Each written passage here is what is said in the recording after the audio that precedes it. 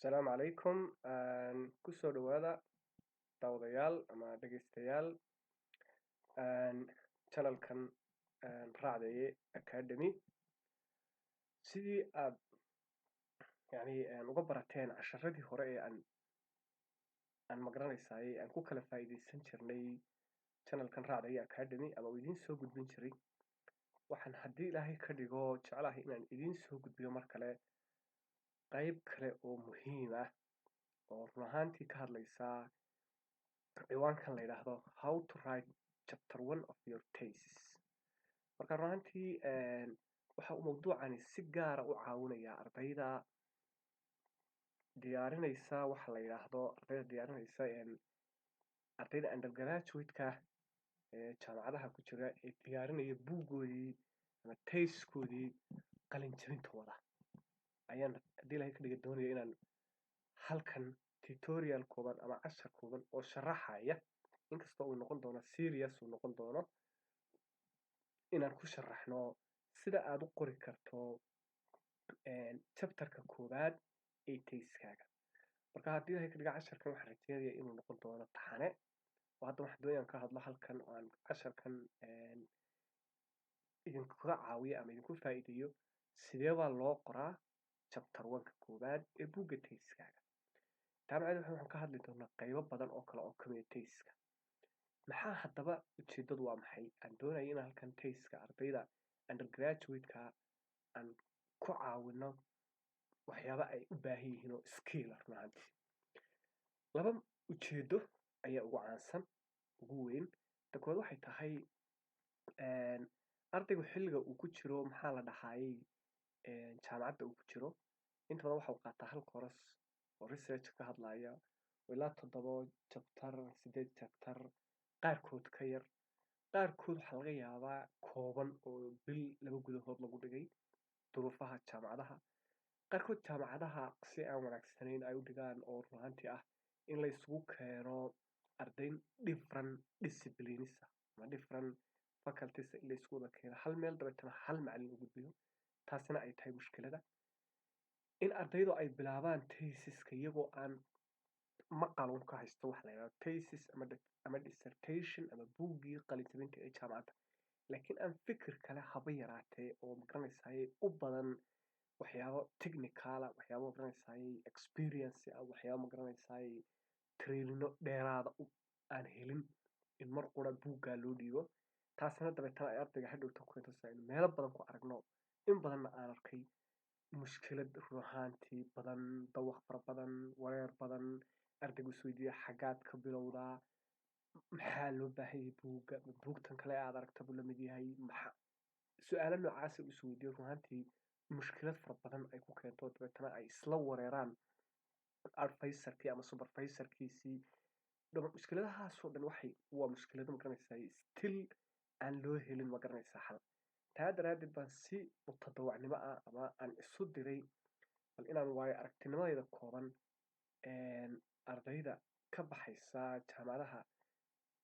aan ugaga hadlo casharo taxane ah aan u soo gudbiyo oo anoo soo dhex marinaya Raacdaye Academy inaan idinkula wadaago cashar kooban oo taxane ah. Marka taas ayaa keentay inaan maalintii hore waxaan ka hadlay sida journal ama magaranaysaay paper ama research aan internetka kala soo degtay loo akhriyo. Waxaynu sheegnay inuu ka duwanaa buugga ama novelka uu ka duwan yahay. Maantana sidoo kale waa inaad mar walba maskaxda ku haysaa marka aan thesis leenahay ama buugga cilmiyeedka ee qalin jabinada ee jaamacadaha markaan ka hadlayno waxa uu ka duwan yahay qoraalka buugaagta kale ama fiction ha noqdo ama yaanu noqon. Mar walba buugga thesis-ka waa inaad maskaxda ku haysaa in uu ka gedisan yahay buugta kale ee laga qoro waxyaabaha kale uu ka duwan yahay. Waa buug cilmi baadhiseed, shaqadiisu ay tahay sida halkan kugu qoran thesis-ku uu yahay waa writing work, yacni waxa weeyaan waa shaqo ama magaranaysaay cilmi baadhis la qoray asalkeeduna uu ka yimi original research.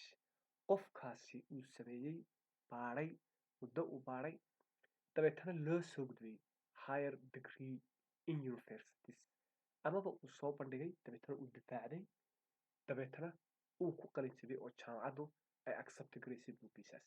Marka waa shaqo tacab la geliyey, waa shaqo system iyo structure martay waa shaqo ma garanaysaa ayay ka timi wax si practical loo sameeyey ama la testgareeyey oo la tijaabiyey waa shaqo ma garanaysaa ayay calculation fara badan martay system badan loo analyse gareeyey laga ilaaliyey dhammaan errorka buu kala geli karaa marka shaqada noocaasi waxay u baahan tahay aqoon waxay u baahan tahay farsamo waxay u baahan tahay xirfad waxay u baahan tahay runtii wax fara badan oo waayo aragnimo ay u baahan tahay taas way baan hadaba doonayaa sideebu markaa tahay undergraduate arday aad tahay aad qalin jabinayso aad titlekii soo gudbiso ee titlekii lagu accept gareeyo sideebaad haddaba chapterka kooban ee buugaaga u qoray waxaan halkan run ahaantii idinkula wadaagayaa xog kooban skill ah ku caawinaya waayo aragnimo ah laakiin ma wada aha shaqo boqolkiiba boqol ku caawinaysa taa waan ka cudur daaranayaa keliya waxa weeyaan waa tool farsamo ah oo yacni aan ka duulayno yacni in aad isticmaasho oo ay ku caawiso waxaan rajaynaya inay ku caawin doonto haddaba markaan leenahay chapter 1 iyo tayska ee koowaad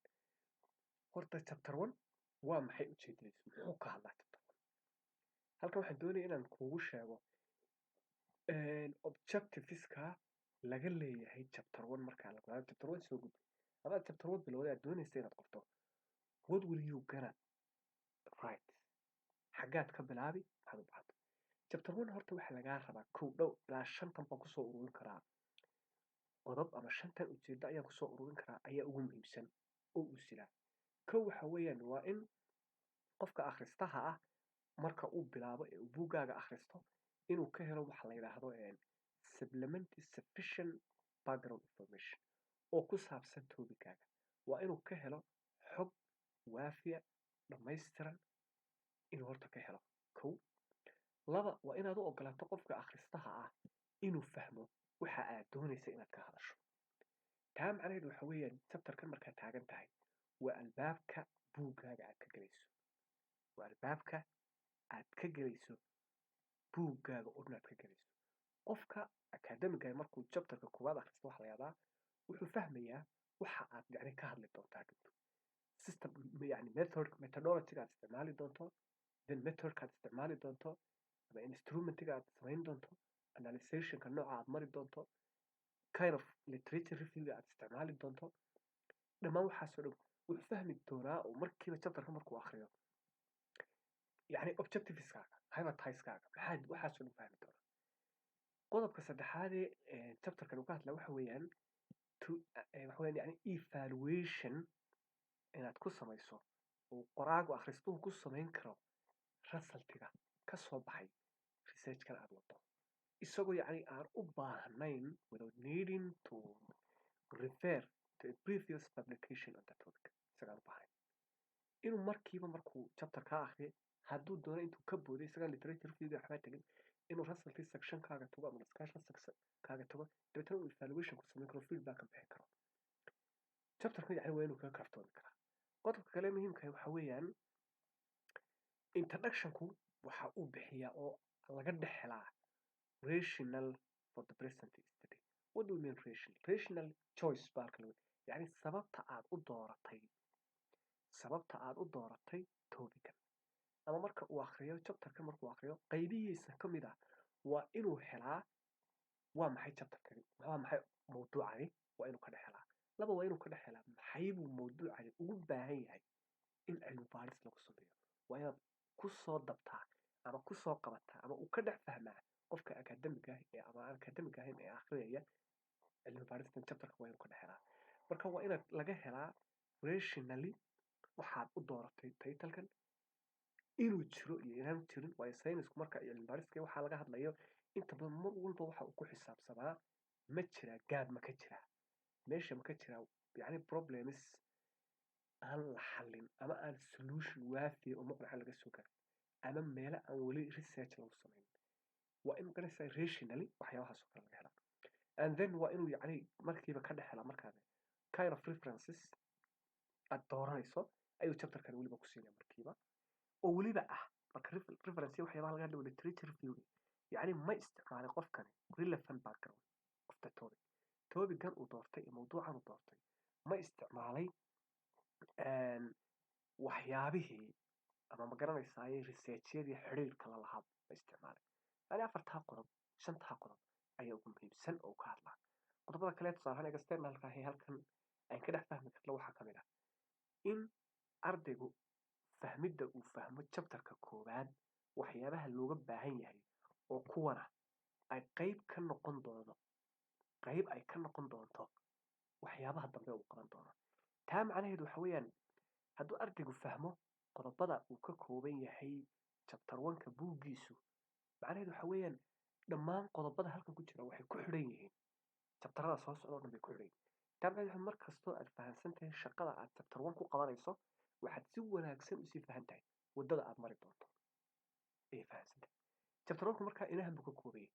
abstract kuma jiro laakiin sabab baan ugu soo daray waan sheegi doonaa. wuxuu ka kooban yahay kow wuxuu yeeshaa introduction,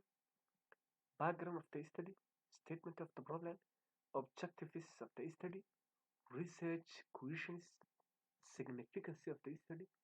iyo scope of the study ilaa laga gaarayo definition of key terms. intaasaa mostly inkastoo ay kala duwan yihiin tusaale ahaan guidelinska jaamacadaha qaarkood, laakiin generally intan baa ugu caansan oo uu ka kooban yahay every chapter 1 of any case. inta badan intan baa ugu caansan. maybe research question oo tusaale kale hypothesize labada qaar la qaato way isku soo dhaweeyeen laba different way baa jira different si u balaarma jiro, laakiin hadda waxaan isticmaalay research question si aan u soo dhaweeyo maadaama dadka aan ugu talagalay inta badan ay yihiin dad ma garanaysaay so basic waxaan ku bilaabay mar rabo arag ayaan doonaya inaan mawduuc far badan aan kugu furo. waxaan doonaya haddaba inaan halkan maanta idinkula wadaago inta fundamentalka ah chapter 1 ee mushkiladda ugu badan iyo ma garanaysaay jahwareerka uu ka yimaado waa intan khadka cas. waa intaan ku qoray khadka cas aan ku qoray oo ka bilaabmaya introductionka waxa la yidhaahdo, backgroundka, statement of the problemka, objectiveska, research question iyo significance. haddaba abstract chapter 1 ma ku jira? waa maya. chapter 1ka isagu lama socdo, isagu waa uu ka sarreeyaa marka aad eegto buugaagta kala duwan iyo ruleska research methodology of research oo dhan kala eego isagu waa uu ka duwan yahay. laakiin dadka qaar baa inta badan arday badan baad arkaysaa isku khaldaya abstract and introduction and it is completely what different. abstract halkan waxaa la qoraa inta badan oo ay fiican tahay inaad qorto amaba ay tahayba marka aad researchkaaga soo gabagabayso from chapter 1 to the end ayaa isaga loo yimaada abstraction oo ay ka mid tahay waxyaabaha ugu dambeeya la qoro. waayo abstractku macnaheedu waxa weeyaan waa summary of what you did. researchkan aad qaadatay iyo thesiskaaga oo dhan wixii aad ka hadashay oo dhan ayaad halkan kusoo summarize garanaysaa. tira ah yacni ugu yaraan ilaa 200 oo page 200 cafwan erey ilaa 300 oo erey ayaad kusoo ururaysaa oo laakiin ah nucdi ama inta ugu muhiimsan researchka. markaa isagu kuma jiro chapter 1 dibaduu ka yahay waxaanad ku sheegaysaa waxaad halka hadashay. bale iska dhaafe abstract waxaa laga helaa wax fara badan oo chapter 1ka ku jira abstract ka helaysaa. saa daradeed waa laba shay oo kala duwan. haddaba intan baa ugu muhiimsan oo aan doonaya inaan si kooban mid walba u sharaxo. inaan ka bilaabay introduction dabeetana significance of study. inta kale waa iska wax iska easy oo inta badan uma baahna yacni sharaxaad iyo waqti waa wax iska really easy. laakiin intan baan doonaya inaan farqi u kala sameeyo mid walba maxaa laga rabaa. waayahay introductionka haddaba introductionku inta badan horta ma yeesho tesisku mastly ma yeeshaan, laakiin qaarkood baa meelaha qaarkood waxay ku xidhan tahay disciplineka jaamacadaha waxa ujeedsan bay ku xidhan tahay. inta badan ma yeeshaan. inta badan laakiin introductionka waxaa yeesha researchyada kale research paperada kale introduction yeesho oo muhiim uu yahay maadaama iyagu aanay literature review fara badan aan lahayn. laakiin haddiiba aad isticmaasho introduction oo aad markaad chapter 1 qorto introduction dabeetana aad introductionkii uga sii degto muxuu yahay introductionkan weeyaan waa page ama waa half page inta badan hortaa ujeedadiisuna ay tahay inaad ku soo jiidato akhristaha ku soo jiidato. waxa kale oo uu noqon karaa inaad ku sheegto yacni objectives of the chapterkan waxa aad kaga hadli doonto ama waxa aad doonaysa inaad kaga hadasho ayaad ugu sheegaysaa qoraaga ama akhristaha ama dadkan yacni akhriyay evaluatorka ama examinerka ama waxaad kaga hadlaysaa keliya the road map of what you will accomplish or discuss ayaad kaga hadlaysaa marka waa half page ama waa page haddaad ugu bato waa page haddii kalena waa half page keliya waxaad ugu sheegaysaa akhristaha waxa aad doonayso inaad chapterkan kaga hadasho si kale haddaanu dhigno waxay la mid tahay introductionku wuxu uu la mid yahay tusaale ahaan oo kale riwaayadaha soomaalida haddaynu eegno ee classiga ah marka dib loogu noqo marka masraxii baa dadkii fadhiyaan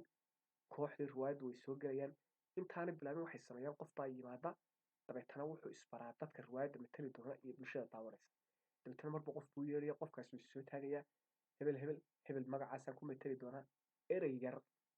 oo ama heesa ama gabay ah ama erey magaranaysaay maaweela ah oo yacni kooban oo ka mid ah wuxuu odhan doono ayuu odhanaya dabeetana u dhaqaaqaya kii kalena sidaa maxay tahay waa in lasoo dhaweeyo ama lasoo jiito dareenka iyo magaranaysaay dhugta iyo wacyiga iyo xiisaha daawadayaasha at the same time introductionkuna waxa weeye waa section yar oo aad ku soo jiidanayso ama aad ku xiiso gelinayso ama aad ku xidhay ama magaranaysaay aad isdhadhansiinayso xogta buugga uu ka hadli doono iyo dareenka akhrista aad ku dabayso waa dabay marka xog fara badan ma gelaysid keliya chapter kastaaba introductionka uu yeelanayo waxaad ku sheegaysaa waxa aad doonayso inaad halkaas yacni si kale haddii loo dhigo waa aragti uun aan ka socno haddaba background of the study waa one of the most important chapter 1 marka la joogo really waa meelaha ugu muhiimsan ee ku jira background of the study waana halka mushkiladaha fara badan ku timaado haddaba sectionkan maxaa laga hadlaa sectionka waxyaabahan baan kusoo ururina waxyaabaha laga hadlo sectionkani waxa uu sharaxaa the context of the problem context of the problemku muxuu yahay yacni ma sharaxo mushkiladan aad dooratay ma sharaxo wuxuu ka hadlaa contextkeeda oo contextkeeda muxuu yahay qoraaladii laga sameeyey ee xiriirka la leh ayaad halkan kusoo ururinaysaa ku qoraysaa waxaad halkan kaga hadlaysaa justificationska jira ama justification kale haddaan u dhigno baahida loo qabo in areadan research lagu sameeyo ayaad ugu sheegaysaa waxaad inta badan ku bilaabaysaa oo markaad qorayso background of the studyga wax uu ogyahay akhristo what is already known wax la garanaya baad ku bilaabaysaa dabeetana waxaad kusoo gabagabaynaysaa wax aan la garanaynin ayaad akhristaha u sheegaysaa marka taa maxayd waxa weeye waxaad ugu sheegaysaa akhristaha wax already obvious ama caanaho uu garanaya agtiisa dabeetana waxaad kusoo xidhaysaa wax aan la garanayn marka u dambeeya waxyaabaha inta badan muhiimka waxa weeyaan wuxuu ka kooban yahay background of the studygu waa 2 ilaa 4 pages ayuu ka koobnaadaa 2 ilaa intaa waa maximum 4 minimum 2 tusaale ahaan undergraduate oo kale waxaa inta lagu taliyaa qurux badan 2 page waa yar week baa ku jira 2 page 3 page waad gaadha meelaha kale uu kasii badan karaa 2 page waad gaadha markaa halkan waxyaabaha muhiimka ah ee inta badan lagaga hadlaa waxa weeyaan maadaama aad mushkiladan aad dooratay ayaad yacni contextkeedii marka laga hadlaayo historically maxaa laga qoray baad isweydiinaysaa titlekan aad dooratay maxaa laga qoray maxaybay qoraayada researchada kala duwanay ka qoreen angalkeebay ka eegeen objectiveska ay qaateen maxay ahaayeen waxaas oo dhan baad meesha kusoo summarize garaynaysaa marka realistically marka loo dhigo waxa weeyaan waxaad dib ugu noqonaysaa mawduucan wixii laga qoray waxaad qoranaysaa yacni cilmi baarisyada kala duwan ee areadan lagu sameeyey yacni objectiveska ay qaateen variableska ay qaateen hypotheseska ay qaateen wixii ka soo baxay dabeetana waxaad u imanaysaa marka u dambeeya unresolved problems ayaad u imanaysaa markaa waxaad u imanaysaa ayaad kasoo dhex saaraysaa conflicting findings ama partial findings yacni markaad dib ugu noqoto contextka kala duwan ee tobigani uu leeyahay ama background of the topic kulliba wuxuu leeyahay mar walba topic aad qaadataa background buu yeelanaya backgroundkaas wuxuu ka hadlayaa researchada hore laga sameeyo contextkiisa conceptualitygooda marka laga ama ideada iyo waxyaabaha ay ku fadhiyaan buu ka hadlaya dabeetana wuxuu u imanayaa marka u dambeysa unresolved problems mushkilado cilmi baadhisyadaa hore aanay xallinin ama findings still conflict abuurayo khilaaf ka taagan yahay oo yacni weli macnaheedu wax weeyaan lama baarin ama qaar baashiili loo baaray laakiin ay wax dhiman yihiin sidaa daraaddeed waxaad mar walba ku nuuxnuuxsanaysaa istadhigan baad leedahay ama toobigan qoraaladan baa laga sameeyey cilmibaarisyadan baa laga sameeyey hypothesyadan baa la qaatay sidoo kale waxaa jira qaar aan weli la xallin qaar weakness jiro qaar magaranaysaa controversiala deetana here waxaad doonaysaa inaad u soo bandhigto akhristaha iyo cidda researchkaaga akhriyaysa in aad dareensiiso inuu jiro gap which is the most important ah halkaad u socotay halkan aad doonaysa wax weyn waa inaad ku abuurto in toobigan uu jiro gap in toobigan uu jiro area aanay hare uga hadal researchyadu waa inaad markaa dareensaa waa inuu markuu at the end taagan yahay akhristuhu akhriyaya background of the studyga waa inuu dareemaa in areadan uu gaab ka jiro waa inuu isweydiiyo waayo bay researchyada hore u xallin waayeen problemada noocana maxay confligan u sameeyeen maxay areadan uga tageen maxay tan u qaateen sidaas daraaddeed halkan wuxuu kasoo dhex saaraya gaabkaasi waa ka uu kaga hadli doono problem of the studyga waxaa la yidhaahdaa markaad background of the studyga ka hadlayso wuxuuba shabahaaba literature reviewga waayo waxaad dib ugu noqonaysaa qoraalada hore loogu qoray previous studyga sidaa daraaddeed si uu u noqdo good uu noqdo aada u wanaagsanaado waa inuu leeyahay halkii baaragraafba 2 ilaa 3 citations macnaheedu waxa weeyaan tusaale ahaan halkii baaragraaf waa inaad isugu keentaa laba research oo kala duwan oo xoojinaya taa maxay tahay waa very good buu noqonaya ujeedada ugu weyn saynu halkan soo sheegnay waxa weeyaan wuxuu abuuraa chapterkan aad gabagabada ujeedada halkan background of the study ujeedadiisu waxa weeyaan waa inaad u sheegto akhristaha gaabka jira oo ah dee wixii aanu ogeyn waayo markii hore waxaad kasoo hadlaysay wuxuu ogaa from known to unknown unknownkani waa maxay waa the gap that exists in the knowledge of the area ama fiilkan aad ka hadlayso gaabka ka jira waa inaad dareensiisaa waa inaad ku abuurtaa waa inaad demonstrate garaysaa oo halkan kaga hadashaa dabeetana markaad abuurto inuu gaab jiro aad dareensiiso hoos baad u daadegaysaa maxaad u iman statement of the problem statement of the problem maxaynu ujeeda maxay ahayd waa inaad you have to state the gap that exists in this area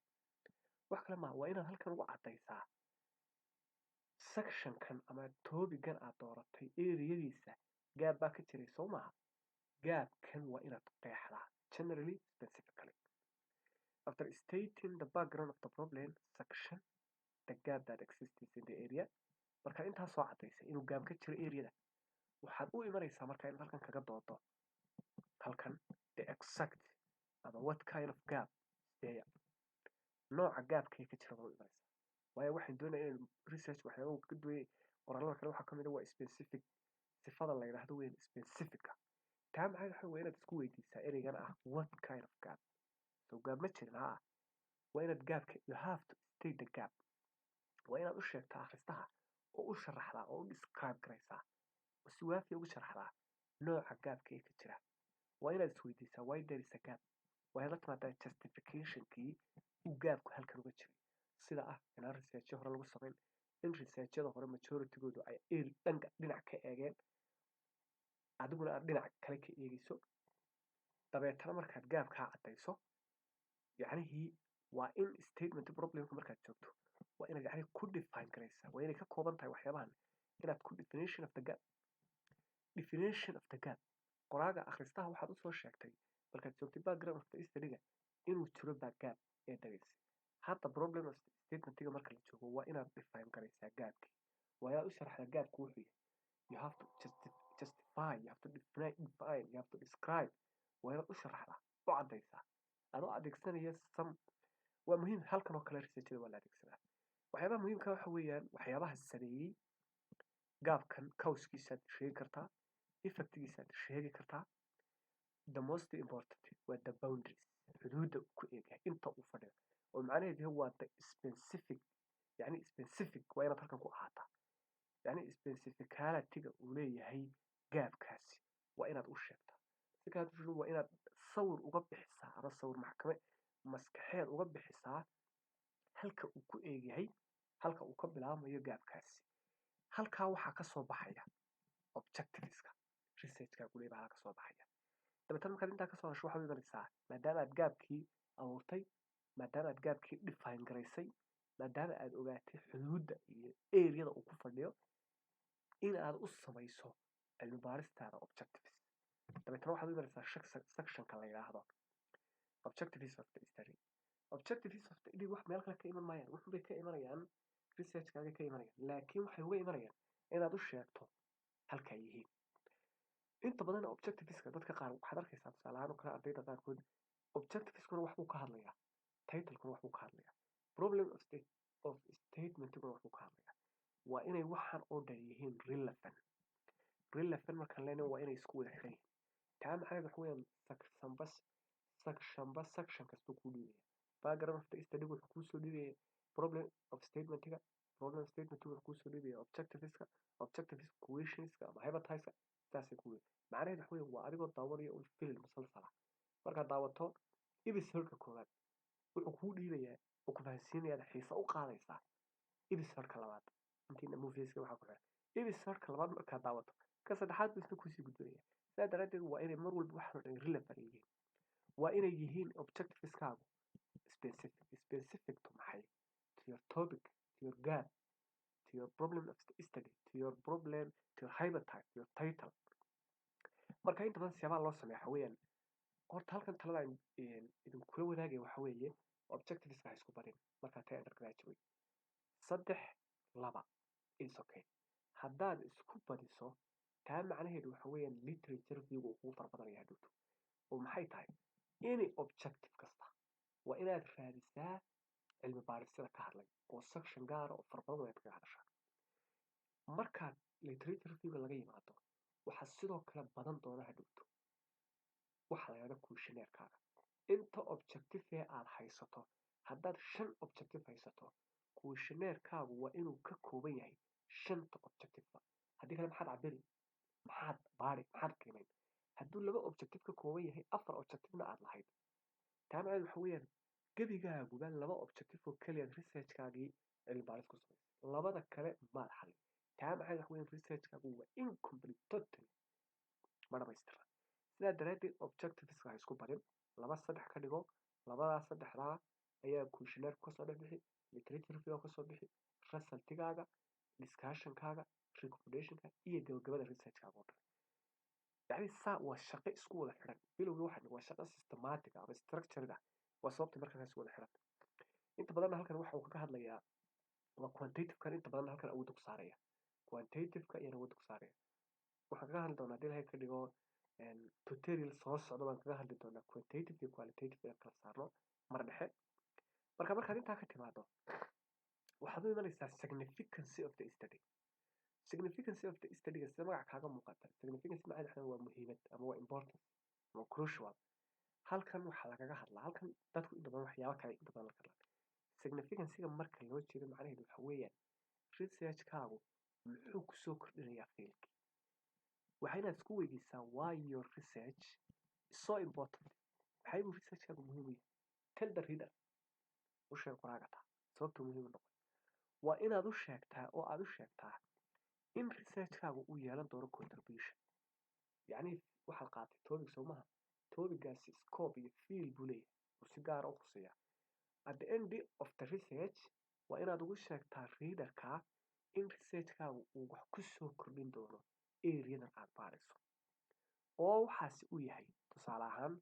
from unresolved problem ayuu wuxuu u keenayaa solution macnaha weyn mushkilado aan la xallin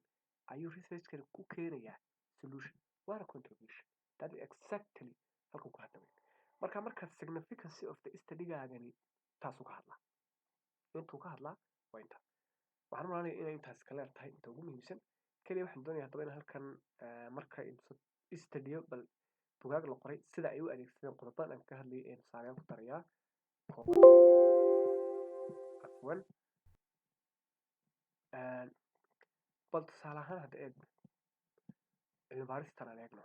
tusaale ahaan oo kale cilmi baaristan ayaan eegaynaa waa chapterkii koowaad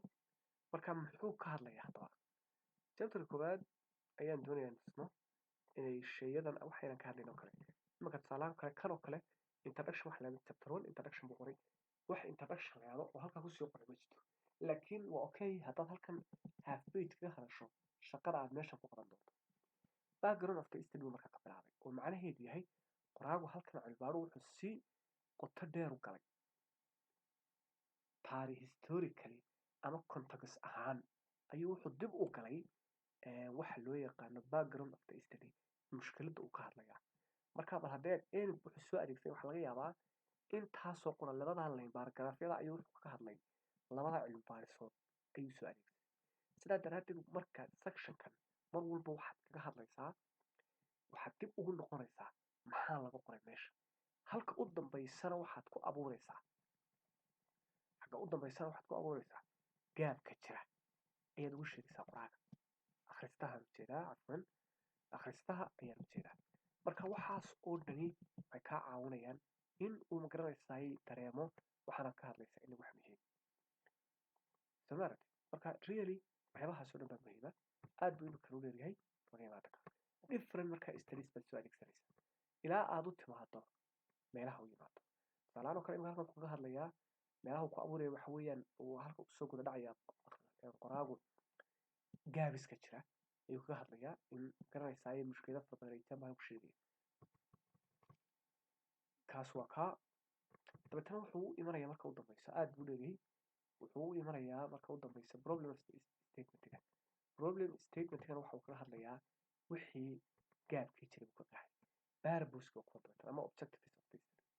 imika tusaalahaan oo kale waxa laga doonaya waxa weeyaan